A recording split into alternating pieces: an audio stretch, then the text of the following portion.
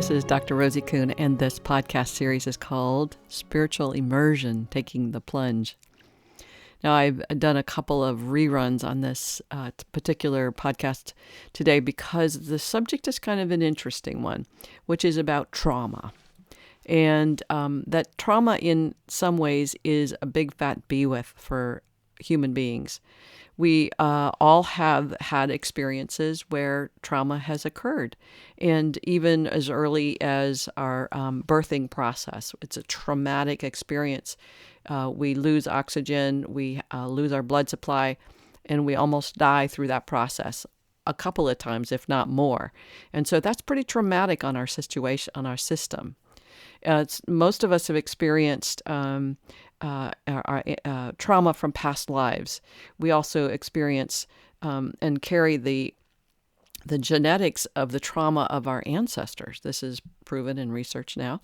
And so we have all these elements of trauma that lives within our system, both all physically, energetically, emotionally, mentally.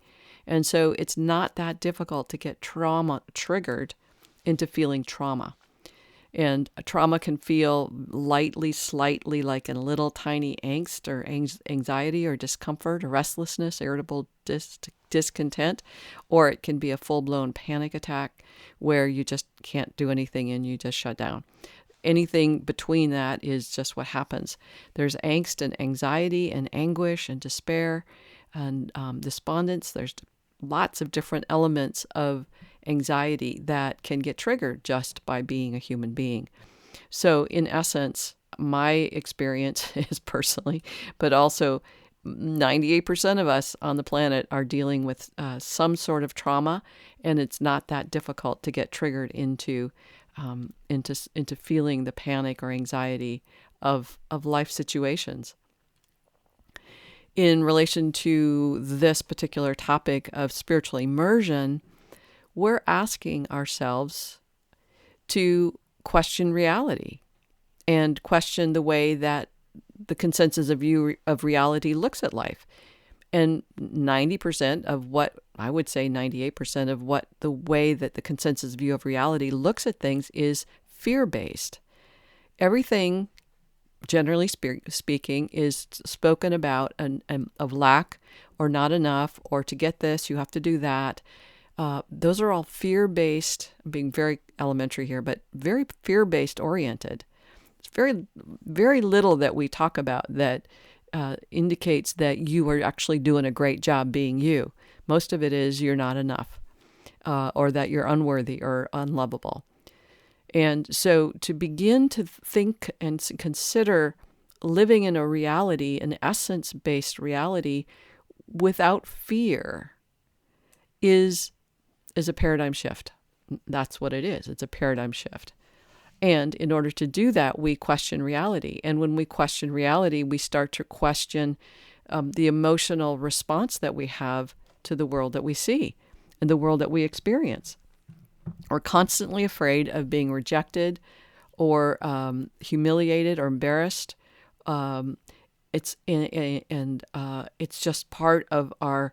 It's like the water we swim in. We don't even know the degree to which we're impacted by these kinds of ideas.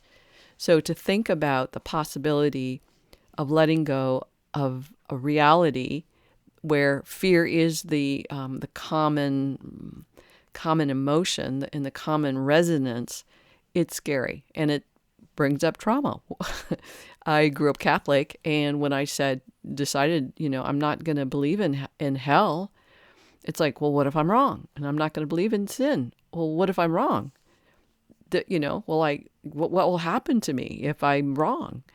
And that in itself can bring about a trigger of panic or concern or worry and or angst or anguish. And so in this process, my point in the intention of this particular podcast to say, being with our panic and learning to engage with it in such a way that we can actually heal the trauma and heal the source of that trauma so that we're not living in fear anymore. That's the whole point, one of the whole points of being in a relationship with spirit. that we feel we are in a state of trust and we are in a state of safety and stability and security, we know that we don't have anything to fear. Now, that's a huge perspective, right? But we know that that's what every spiritual tradition and religion says is turn your will over to your higher power, and you'll be saved. Salvation. I'm saying that each one of me, as I've had to do, I've had to test out every single moment to say, is that true? Do I believe that? I live with so much self-doubt and doubt in even my experiences and the evidence of the experiences. I go, no, that can't be true. And so the ability to lean into these places that are challenging and can be triggering for our emotional self, that's the practice of this process of saying, okay, this is scary and I got to slow down, or this is scary, but I can be with it, or this is scary and I need help. I need some support. I got to call my coach or my therapist or my health practitioner. That when we get scared and we get into a state of trauma, we have some resources. One is to learn what your internal resource is. How can you be with yourself in a way that empowers you and allows you to feel safe even when you're scared? And we can turn to our substances, alcohol, food. We can turn to behaviors, sex, pornography, shopping. We can turn to a lot of things, but which of those things are actually empowering you into well-being and whole being? That's the question. And that's what you get an opportunity to question and be with yourself, is to question reality and say, what is true? How do I want to be in this lifetime? I talk in the podcast, Aging Like a Guru. It's like, I'm going to be on the planet for probably 20 years or 30 years, who knows? But if that's so, what's the state of being I want to be in for the next 20 or 30 years? Do I want to be in a state of angst and anguish that, what's going to happen to me as I age? Or do I want to find a place of peace and acceptance and safety with myself?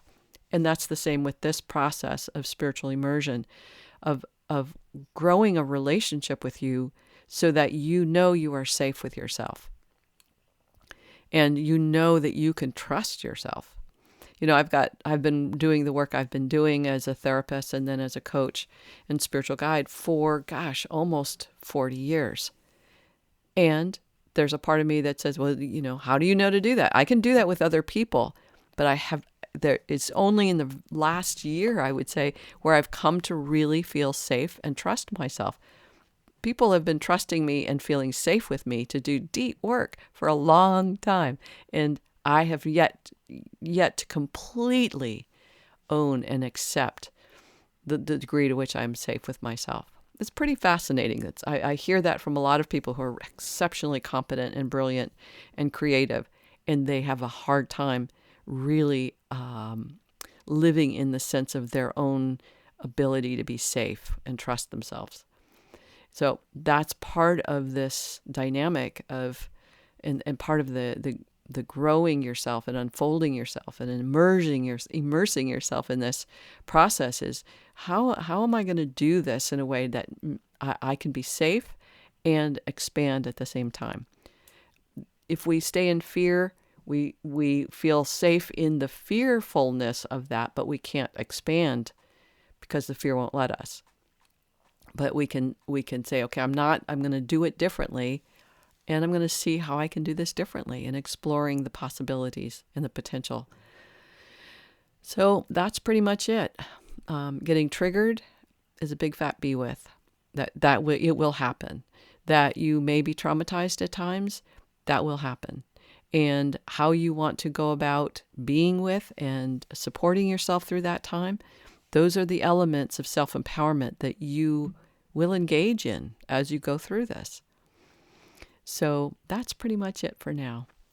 If you have any comments or questions or things that you'd love me to connect and talk about on these podcasts, you can email me at rosie@theparadigmshifts.com, or you can go to my website, which is theparadigmshifts.com. And I have blogs and books and videos there and other information about coaching and or training to be a coach. All right. Well, I'm sending you big hugs and blessings, and I'll talk to you soon. Okay. Bye-bye.